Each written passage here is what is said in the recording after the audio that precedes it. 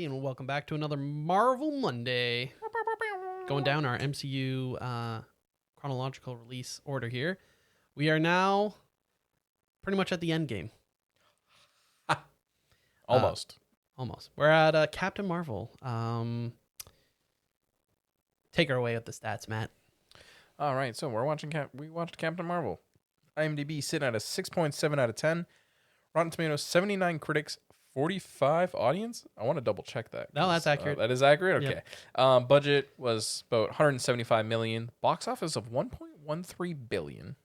Yeah, I guess the audience That's didn't dislike it that much. Crazy. Or they're like, how bad is it really? Studio, surprise, surprise, Marvel. Director was Anna Boden and Ryan Fleck, and it released March 8th, 2019. So about 7 years ago. Yep. Which is kind of crazy. We'll go through the cast quick. We got Brie Larson as Carol Danvers / Captain Marvel / Veers. We got Jude Law as Young-Rog. We got Samuel Jackson as Nick Fury. Ben Mendelsohn as Talos. Jamon Hoshu as Korath. Lee Pace as Ronan the Accuser. Lashana Maria Lynch, as Maria Rambeau. Clark Gregg as Phil Coulson. Annette Bening as Supreme Intelligence / Captain Marvel. Those are like the big cast. There's some other cast members that we see here and there, but they just didn't make the list. Yeah, and this is it our first prequel in a while? Yeah, technically this is the first ever prequel outside of Captain America. Well, because Captain America is a prequel. Yeah. So that would be the first since the Captain's getting their Yeah, prequels. outside of like flashbacks, I guess like if you're looking at DC, Wonder Woman came out, which was taking place kind of in the past. But yeah, so the general plot of Captain Marvel, we basically jump into Carol living with on the alien planet Hala. She believes that she's a Kree warrior named Vers, who has superpowers but no memory of her past. She's trained by her commander Young-Rog to fight the Kree's mortal enemies, the shape-shifting Skrulls. During this whole point, she's already having kind of these weird flashbacks. She has a lot of stuff she doesn't recognize. We kind of see them as Earth because you can just tell. Yeah. And then during a mission, she's captured by the Skrulls and escapes, crash lands on Earth. And that kind of sets up the whole memory coming back. Resurgence. It's kind of interesting because she never truly gets her memory back. Yeah, she kind of just pieces it together herself. She's kind of just figuring it out. But yeah, she lands on Earth. She ends up teaming up with Nick Fury, a young Nick Fury. Two-eyed. Looks good. It does. The de-aging. Yeah. Looks good. As well as a rookie, Coulson, which was fun to see. And yeah, they end up working together. This is, as far as we know, this is the first time S.H.I.E.L.D. has dealt with aliens of any sort. Yep. So Nick is very Confused. there's no such thing as Yeah. and then he changes his tune real fast. The big reveal is that Carol is not actually Kree, and that the Skrulls aren't actually bad. What? It's actually the Kree that are bad. Shocker. Plot twist. And yeah, basically we start seeing her piece her memory back together by certain events, people. And we learned that her powers were basically given to her by An energy explosion of kind of the Tesseract power. Yeah, I was really confused because there was the Tesseract, but then the power source was kind of something else that was blown up. Either way, the power is unrelated technically to the Kree. Mm-hmm. She's just got powers from blowing up an alien power source. But the Kree did nerf her. Yes. Substantially nerfed her. Where Not fully explained. Yeah, it was kind of like, we gave you those powers and you don't We need can them. take it away. And then all of a sudden we do see that they can kind of control or mitigate them. Yeah, it was I think it was like a little thing on her neck was kind of controlling her. And but they don't really hint at that. Yeah, that we're taking and giving. You also barely see it in most of the shots. It's referenced that you shouldn't have to use your powers to win in hand-to-hand combat, which seems like a valid training for sure. method for sure. But yeah, when she breaks that, she basically unlocks her full potential. And yeah, basically we see a big epic final kind of fight between the Skrulls, the Kree, Captain Marvel, and yeah, basically ends up with her going off to look for a new place for the Skrulls to live, Yes. as their planet is no more. And she gives a communicator that we see in Infinity War given to Fury, and that's kind of it. Yeah. I guess there's also a little other things with her friends and the daughter and promises and stuff. Yeah, that we can get into that a little bit after, but that's the general plot. Yep. Nothing too insane, but also nothing too special. Exactly. I guess off the riff, we should talk about the biggest thing, which is the critics giving it basically an 80, and audience giving it a 45. Where are you sitting in that? I sit somewhere in between, like it was like a 7. I was gonna say like a 6 for me, like a 6.5. I think I'm a little bit more like critical about it. I think the general story is fine. And something I think that's done very well is there's a lot of hindsight, right? We have seen so much of the MCU, all this timeline get to the point where we are currently in Infinity War. And they use a lot of those elements to kind of use them as Easter eggs, is a little filling bit in the blanks. Yeah, filling in the blanks, or just being like, hey, we already know that leads to this. We can throw it in. Yeah. Something even as simple as having Coulson be like, this is the rookie. He must have trusted his gut. Like, that's a good sign of a good agent. Yeah. Like, even something as simple as that. The whole Avengers Initiative thing, like how he comes up with the names of whatever. But, there are a couple examples of adding in what if they were to do this as like a first 3 movies kind of thing in the past, similar to Captain America, there would be so much missing. Agreed. Where yes. It's kind of, instead of this impacting the MCU in the future, it's more like, hey, what can we show that's from the MCU in the past? Yeah, it's filling the blanks of, which is kind of a cooler. That's a cool way of handling it. Yeah. Better than like something like Guardians 2. Like, at least it feels connected. Yeah, it does feel connected. At least we got a freaking Infinity Stone. Even if it's the same one. It's even the same one. That one has so many films that it shows up in. Ridiculous. But going into, I guess, our likes and dislikes, I'm going to be honest. My likes column is not very long. 2. I have Goose. Yep. And I have that the de-aging for Samuel L. Jackson looks great. Fantastic. Never looked out of place. Because we see, the first example is when we see young Robert Downey Jr. is when the first time they kind of use it. Is that Iron Man 3 or Captain America 3? I think it's Iron Man 3. Yeah. I think it looks okay in Iron Man 3, but they don't use it for a long scene. Well. It's just one scene. Yeah. And it looks decent enough where you can make out like that's Robert Downey Jr.'s younger but face. Samuel L. Jackson's the whole film. And they do really good. I will say for an extra like is I think the designs of the Skrulls look good. Especially if you compare it to Secret Invasion, I think the Skrulls look a lot better in Captain Marvel, in my opinion. I'd have to actually go back and get a closer look. They do look good, though. Yeah, it does feel more ripped out of the comics. Like, it just gives me that extraterrestrial feel. Yeah. For dislikes. Ooh, dislikes. I will say, I didn't have too many flat-out dislikes. They are a little bit on the nitpicking side. Same. I guess the biggest one is they still told Marvel jokes, but for some reason they didn't feel like they were hitting as much. And now that comes down to either potential delivery, and potential chemistry, on-screen chemistry.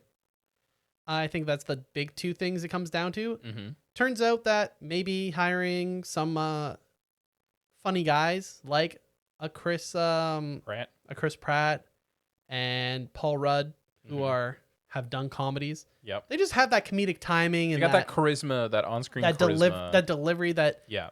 It's like if we can make them into a superhero body, have them fit the mold, but then still have that same delivery, it just works. Yeah. And that's where I just feel like it came up really short, because the jokes were just as, if you think they're cringe, they're just as cringe as any other Marvel film. Like, you can't really point them out as being like, oh, that was... Yeah. No, it was pretty much copy pasta Marvel humor. I do have in my notes, it felt like part of the film was trying to recreate that Guardians of the Galaxy humor, even with the music choices. And it just didn't hit as well. Because I was like, we've kind of seen this like comedy 80s music space before. Yeah, I see what you're saying. So I was like, it felt less original.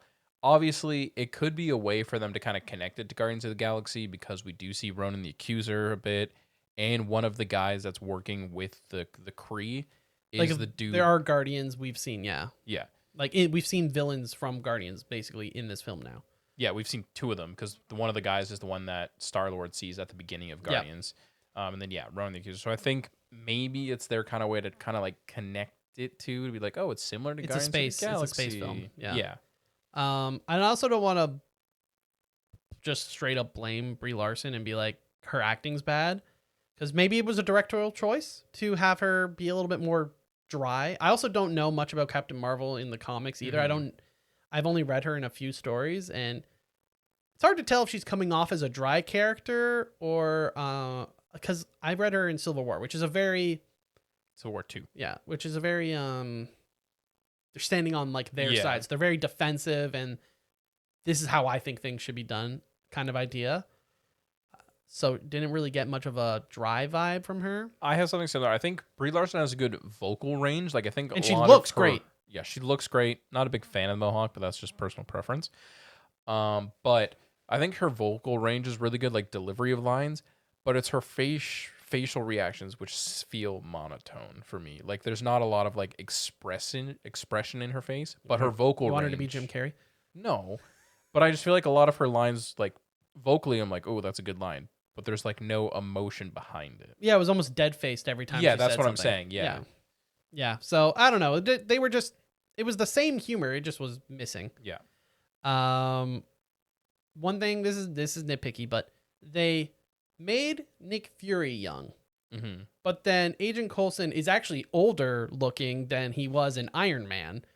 And we're supposed to believe that he's a rookie in S.H.I.E.L.D., where Nick would have been part of S.H.I.E.L.D. for a while at this point. The hair choice. So, obviously, I'm not expecting them to DH him, but it was just, it would have been, I don't know, would it have been better to just mention Coulson? No, I think it's a nice little cherry on top, I guess. I guess it's just like, if you know. Yeah. You're kind of like, that's a little weird, because Coulson just doesn't age for the next 20 so plus years, and Nick Fury just gets really old really fast. Quick. I got even more of a nitpick. Yeah, I'm ready for the nittiest of picks. They just full on call it S.H.I.E.L.D.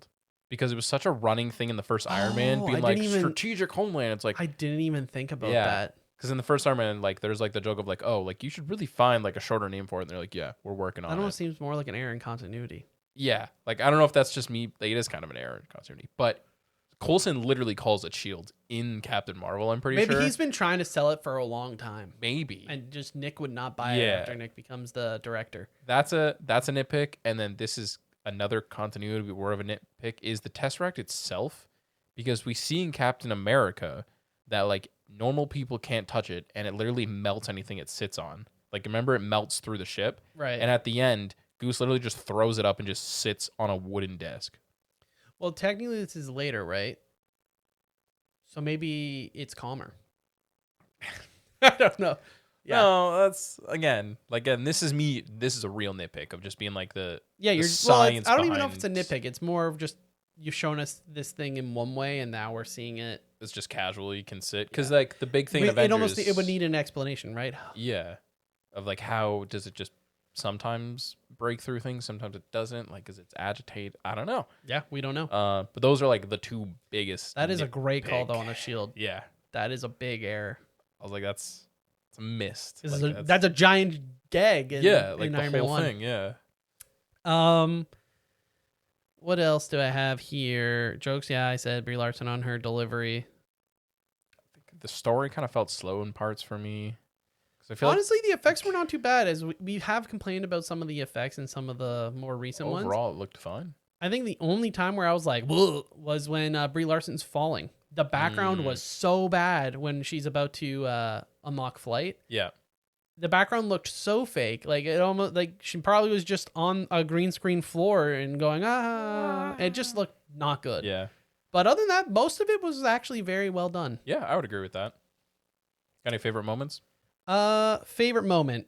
Uh, I said, I guess my favorite moment is just how they did end up throwing a lot of those MCU future moments in Okay. the timeline to make it More canon.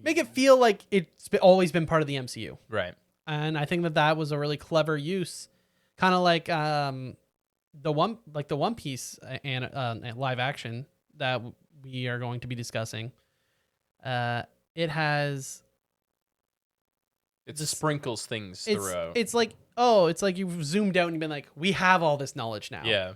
Let's adjust The time. things and be like, this we know is at this point now. We know Yeah. where this is. So I think that it's just clever, but it's hilarious that they do all of that kind of attention to detail for that, and then they forget Like the simplest to thing. just Yeah. they don't call it Shield yet. Yeah. That's hilarious. Yeah, every time he said it, I was like just shaking my head with it. And I guess the way Nick Fury has to have an eye patch is Yeah. kind of funny. Yeah, they make a throwaway line of it. I'm pretty sure because it like through the MCU, he makes jokes about how like it got it, and they're like, "Oh, cat got your eye," like just as a joke. But Well, Coulson also jokes where he's like, "Oh, I heard, like they heard that this was it true that you took a whatever shot laser or something to your eye?" And he's all like, "Oh, is that what they're saying?" He doesn't like say yes or no. My favorite moment is when they find out Goose is not actually a cat. Like when it That's just pretty starts good. like And they just attacking. kind of look at it and they're like, and then Nick's like, "Good kid." Yeah, and then he like picks him up later, and he's like, "Attack, go!" It Get." doesn't. Yeah. Yeah, Yeah. Goose is great. Importance to the MCU. Obviously, we kind of get a little bit more knowledge of the Kree. Yep. Because we see them in Guardians. Yep. And they're also mentioned in Shield. They are. Agents of Shield, sorry, the TV show.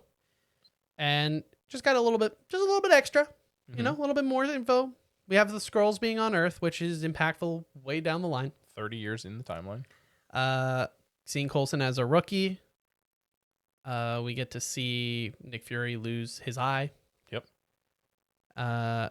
We have how the Avengers initiative starts, which Yep. is because Carol's call sign was Avenger as a pilot. Also the Tesseract, and this is how Shield gets the Tesseract. This is because how they that's come not into really- possession of it. Yeah. Yep. Another one is what's her name? Maria's daughter, Monica. She comes important in WandaVision a little bit, and then the Marvels, because that's her, Yeah, she shows up in the her Marvels, name is 'cause- Photon. And it's also when we just see that relationship with Carol because she comes back and Yeah, that also helps it. I mean, the fact that WandaVision and stuff isn't a thing yet in the timeline, like this just kind of brings it more, I guess, with Monica being older and stuff like that. Obviously, running the Accuser in the timeline because he pops up in Guardians, even though we've already seen Guardians. Stan Lee cameo. He was on the bus. They're Yep. kind of like a chase scene. I believe this is his last cameo Yes. Oh, I will say one of my favorite moments is the opening for Marvel. where they do all the Stan Lee cameos. kind That of was as like a way to honor him. yeah. Forgot to mention that, but that is a beautiful Easter egg favorite Yep. moment. Just like it got me goosebumps. I was like, Super influential person for Yeah. comics. The Or movies. we wouldn't have the MCU without him. So Exactly. rest in peace to Stan Lee. R.I.P. King. Unfortunately, that'll be. I don't know if he has a cameo in it. I guess we'll find out. Don't know. I can't remember if he does or not. But we'll have to remove this segment, unfortunately. Any Easter eggs, Matt? Too? Ones that we've kind of mentioned, obviously running the Accuser, one of the dudes that we see is also in Guardians of the Galaxy. I believe when young Monica's playing around with Captain Marvel's like costume thing, I believe those are different designs that we've seen in the comics over the years. Okay, I thought that they may have been, yeah. At least a couple of them were. Those are like the biggest ones. The group of Kree that we see is a group of Kree supervillains in the comics as well. Okay. Marvel is a character in the comics that does give the powers to Carol, I believe, in the comics. Again, I'm not overly familiar With the character. with her outside of the 90s X-Men show Fair because enough. she's in a coma and goes by Ms. Marvel at the time, and that's how Rogue is able to fly. Right, because that's Rogue where accidentally Rogue got the powers, siphons two of her That's right. powers, yeah. And then post-credit scenes, we got two. Yeah, we got the Avengers seeing something coming in, and that something is her. is Captain Marvel. Yep. She OP. She's She's so OP. And then your boy Goose throwing up Yeah. the Tesseract on the desk and it not doing anything. Yep. Anyways. Clutch. He was clutch. He had the Tesseract the whole time. It was safe. Exactly. But stay tuned for next week where we almost finish phase 3. Yeah. The strange non-actual last movie of. So we got the phase 3. epilogue. But yep. Avengers Endgame is next. Tune in next week, and we'll see you then. All right. Bye. Bye.